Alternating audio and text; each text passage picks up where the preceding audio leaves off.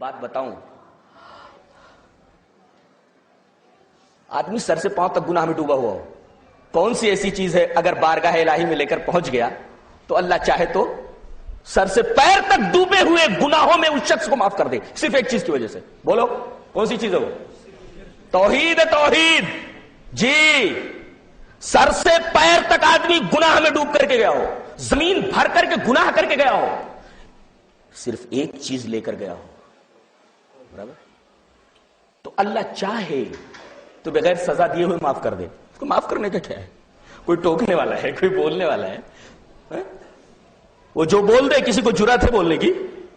وہ جو کرے کسی کو ٹوکنے کی جرات ہے؟ نہیں نا۔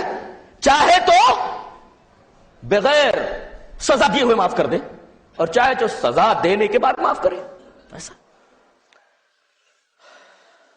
یہی بات قرآن میں کہی گئی ہے، ان اللہ لا یغفر ان یشرک بہ ویغفر ما دون ذلک لمن یشاء۔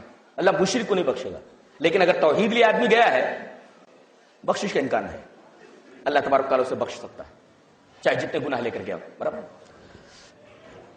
توحید اتنی اہم چیز ہے، امام بخاری رحمت اللہ علیہ ایک حدیث کو کتاب التوحید میں لا رہے ہیں، ذرا دیکھیے حدیث پاک دیکھیے، اور امام بخاری کی فقاہت دیکھیے۔ وان جریر بن عبد اللہ رضی اللہ تعالیٰ عنہ قال قال رسول اللہ صلی اللہ علیہ وسلم لا يرحم اللہ من لا يرحم الناس، رواہ البخاری فی کتاب التوحید۔ یہ پوری کی پوری حدیث ہے۔ حضرت امام بخاری اس حدیث پاک کو کتاب التوحید میں لائے ہیں۔ ترجمہ کیا ہے؟ حضرت جریر بن عبد اللہ جو صحابی ہیں وہ روایت کرتے ہیں کہ نبی کریم صلی اللہ علیہ وسلم نے ارشاد فرمایا، جو لوگوں پر رحم نہیں کرتا، چاہے وہ عیسائی ہو، چاہے وہ ہندو ہو، چاہے وہ بدھ ہو، کسی بھی مذہب کا ماننے والا ہو، انسان ہو، جو انسانوں کے اوپر رحم نہیں کرتا اللہ اس کے اوپر رحم نہیں کرتا۔ اور امام بخاری اس کو کتاب التوحید میں لایا۔ اس کا مطلب یہ ہوا کہ موحد رحم دل ہوتا ہی ہے۔ جس آدمی کے دل میں رحم نہ ہو وہ اپنی توحید کا جائزہ لے کے گئے، اس کی توحید گڑبڑ تو نہیں ہے؟ کیا فقاہت ہے امام بخاری کی! اس کو کتاب التوحید میں لانے کی وجہ سمجھ میں نہیں آ رہی تھی۔ میں نے کہا اللہ اکبر، رحم کا اتنا اعلی مقام ہے اسلام میں کہ امام بخاری رحمت اللہ علیہ اس حدیث پاک کو کتاب التوحید میں لا رہے ہیں، بتانے کے لیے کہ رحم خاص طور سے منسلک ہے عقیدہ توحید سے۔ یہ مقام ہے، بتائیے، توحید سب سے اعلیٰ چیز نا، اور رحم اس کے ساتھ ملی ہوئی ہو تو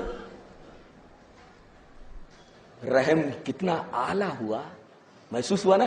ارے بھائی، رحم توحید سے جڑا ہوا ہے، اور توحید سے بڑی کوئی نیکی نہیں ہے، یہ تو معلوم ہوا نا؟ اتنی بڑی نیکی ہے، یہ لے کر کے اگر گیا اور زمین بھر کر بھی گناہ اگر لے کر کے گیا تو بخشش کا امکان ہے، یہ اتنی بڑی نیکی ہے۔ اب بتائیے، اتنی بڑی نیکی کے ساتھ اگر کوئی چیز چمٹ جائے تو اس کا بھی وہی مقام ہوگا کہ نہیں مقام ہوگا؟ لہذا رحم کا مقام توحید کے مقام کی طرح ہے۔ اسی وجہ سے پورے قرآن کو آپ دیکھ ڈالیے، رحم کا تصور نمایاں نظر آئے گا، اللہ تبارک و تعالیٰ کی رحمانیت کا، اس کی رحیمیت کا تصور، اس میں کوئی شک ہے؟ نہیں۔